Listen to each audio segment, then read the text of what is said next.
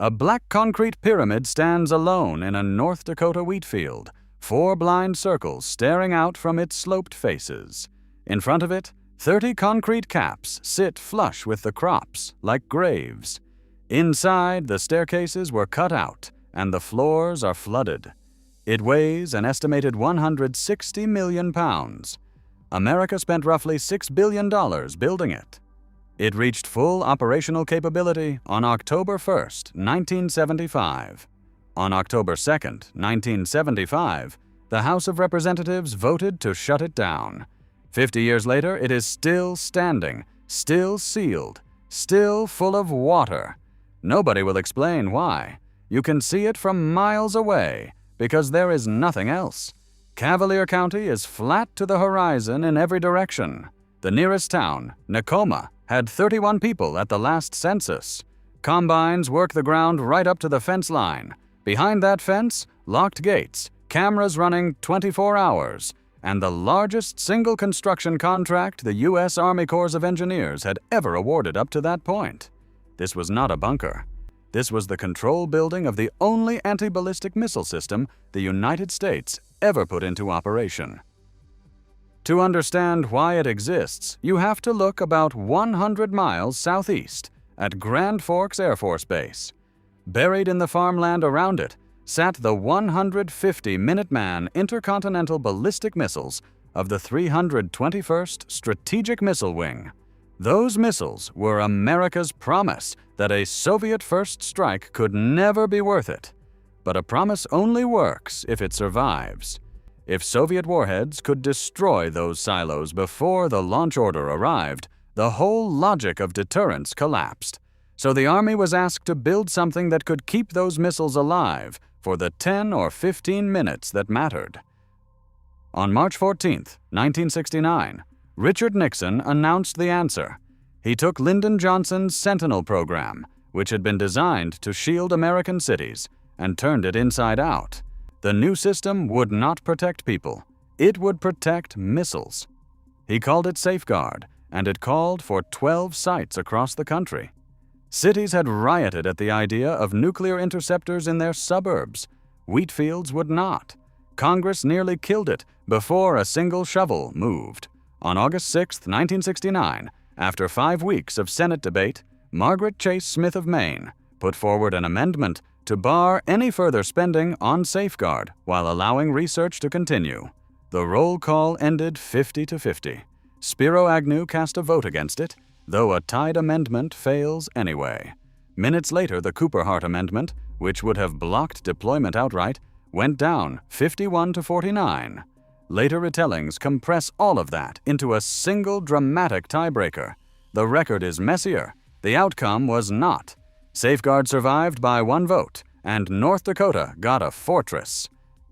Construction began on April 6, 1970. More than 1,000 workers arrived first into a county that had never handled anything like it. The roads were the immediate problem. They were 2-lane, unsurfaced tracks built for tractors, and the frost split them open every spring. Federal impact money eventually paid to rebuild them, roughly $700,000 for Langdon's roads, and $115,000 for the streets of Nekoma. Crews worked through summers that hit 100 degrees and winters that hit 40 below, with blizzards shutting the site down for days. The numbers behind the pour are hard to hold in your head. 714,000 cubic feet of concrete, 27,500 tons of reinforcing steel, 2,273 miles of wire, and that figure does not include the radars or the weapons. The main building went 2 floors underground in a box 231 feet square and 53 feet deep, sitting on a 4-foot foundation slab with 3-foot walls shielded against electromagnetic pulse, and every critical machine mounted on shock absorbers so it could keep fighting through a nuclear detonation. Above ground, a truncated turret rose 79 feet. Its walls sloped at 56 degrees, carrying 1 circular phased array radar face on each side. Then the thing that was supposed to destroy the program saved this one piece of it. The 1972 Anti-Ballistic Missile Treaty, amended in 1974, limited the United States to a single site with 100 launchers and 100 interceptor missiles. 11 planned safeguard sites vanished. North Dakota became the only one. The treaty did not kill it. The treaty made it the last one standing and quietly guaranteed it could never grow past 100 missiles. By the summer of 1972, 3,200 people were building it, and Cavalier County's personal income was on its way to rising 202% in 3 years. Inside, the building was a machine that happened to have people in it. Roughly 127,000 square feet of floor area across 4 main levels and several mezzanines. 2 floors underground, 2 inside the turret. Behind the 4 radar faces sat the data processors that were supposed to sort real warheads from decoys in the seconds available.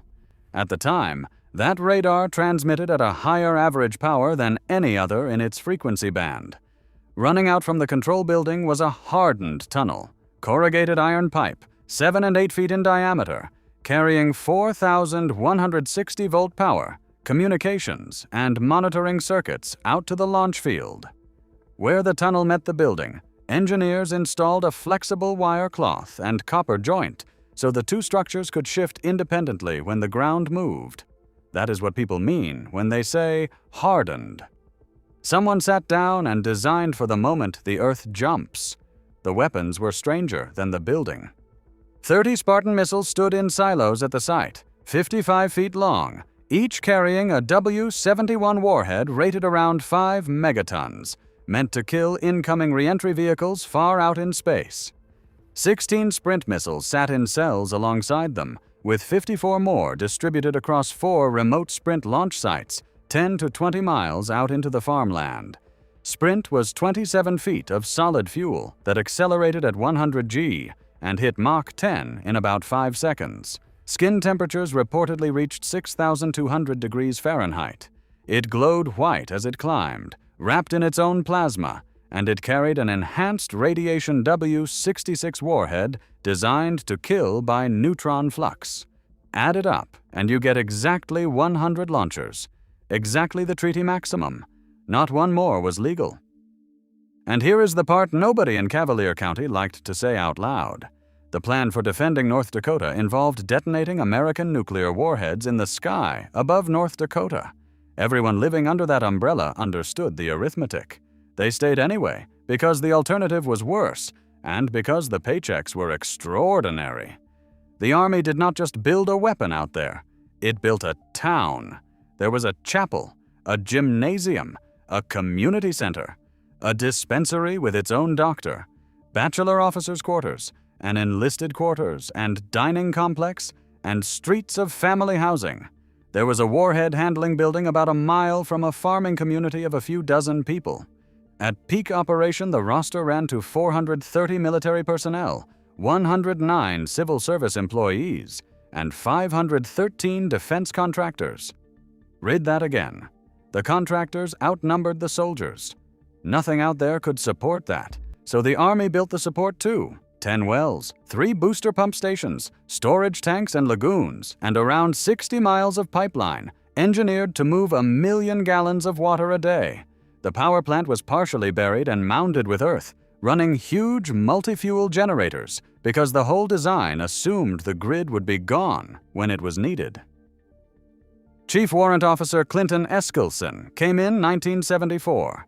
He had trained safeguard personnel down at Fort Bliss in Texas, and he stayed at Nekoma until the end. He was one of hundreds who brought a family into a place built around nuclear interceptors and treated it like an assignment that would last a career. Outside the fence, the money hit like weather. Employment in Cavalier County rose 47.1% between 1969 and 1973, against 8.3% for North Dakota as a whole. Langdon business sales climbed 40.2% in 2 years. Personal income in the county rose 202% from 1969 to 1972, while the state managed 27%. A 1975 editorial by Carrie McWilliams in The Nation put roughly 1,500 people in Langdon working in connection with the anti-ballistic missile program, calling it about a third of the town. That was a journalist's estimate, not a census figure. But you can see the belief it produced in what people built. Restaurants opened for the military trade. Groceries expanded. Somebody borrowed against a future that looked federally guaranteed. One town installed a brand new water system. Elsewhere, telephone switching centers went in with no money up front because the companies expected to recover their capital from monthly bills that would keep arriving forever. Langdon's schools filled with Army children. The county even had a federal resource and development agent assigned from 1970 to 1974, whose entire job was keeping the Army and the local leadership talking to each other. Not everyone was convinced.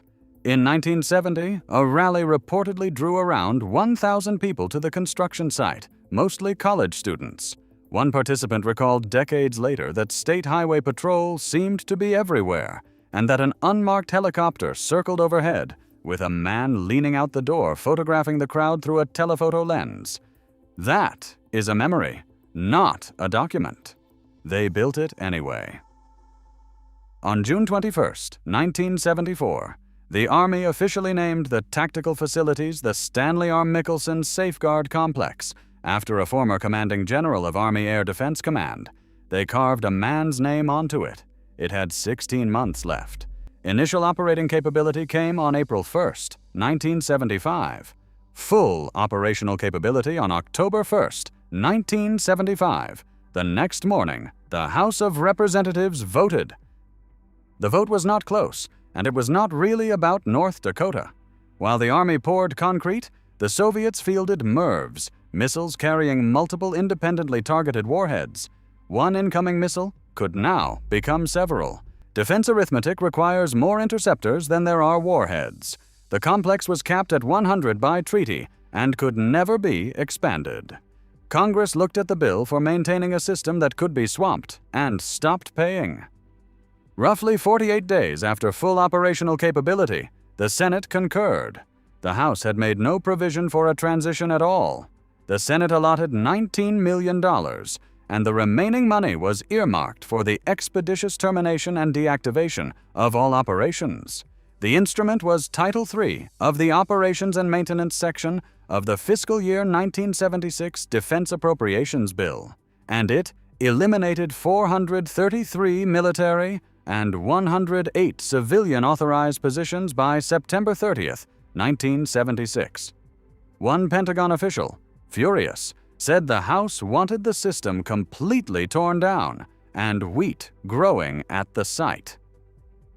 That is precisely what happened. Deactivation finished in the spring of 1976. By 1977, the missiles were gone, the silos were sealed, and the buildings were salvaged and locked. Someone went through the pyramid and removed the staircases and support beams so nobody could climb between floors. Nearly all the family housing was taken away entirely. Not ruined, removed. The Historic American Engineering Record includes a file for those housing units and a separate one for the post-chapel, because photographs are what is left of them.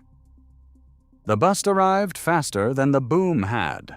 By February 1976, unemployment reached 7.5% in Cavalier County and 8.6% in Pembina County, both above the state rate, in a county that had usually run below it.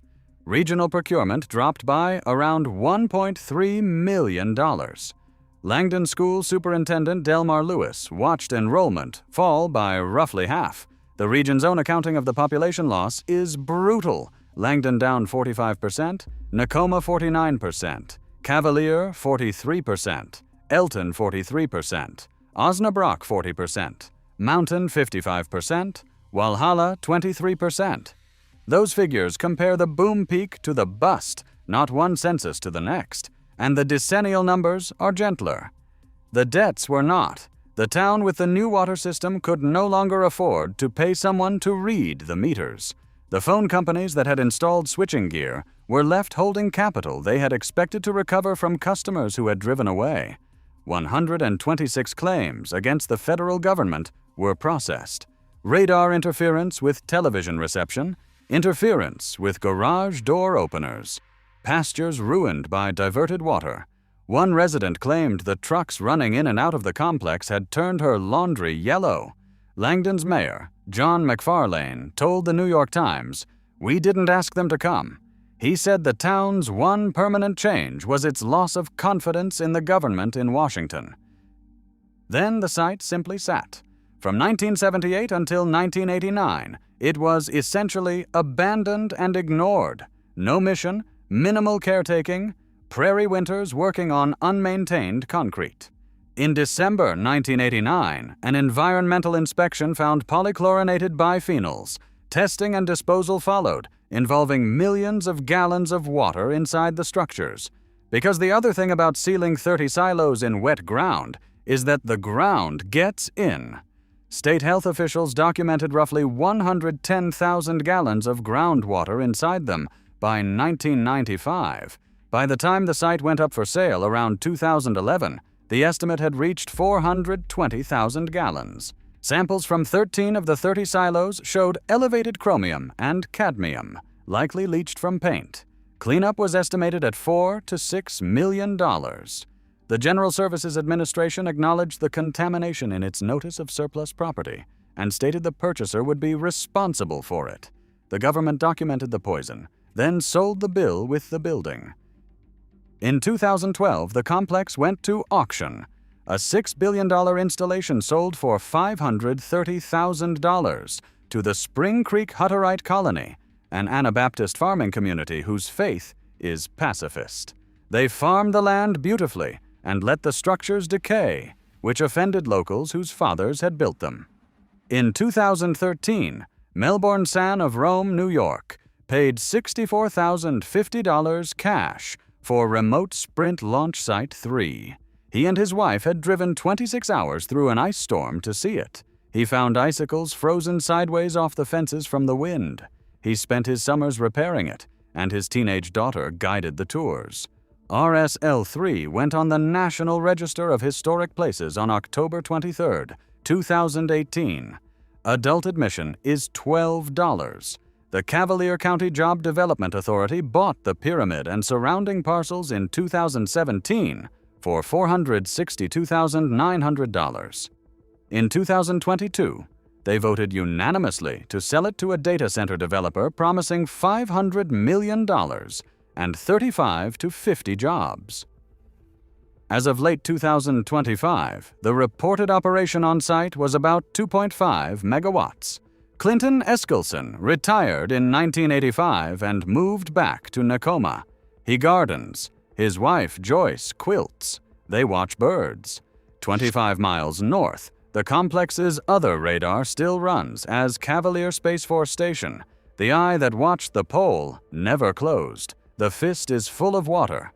Combines still work the ground to the fence line. The concrete caps are still out there among the wheat, sealed, 30 of them in rows. And the 4 blind circles are still facing outward from a building nobody can safely open, watching a horizon that stopped mattering 50 years ago.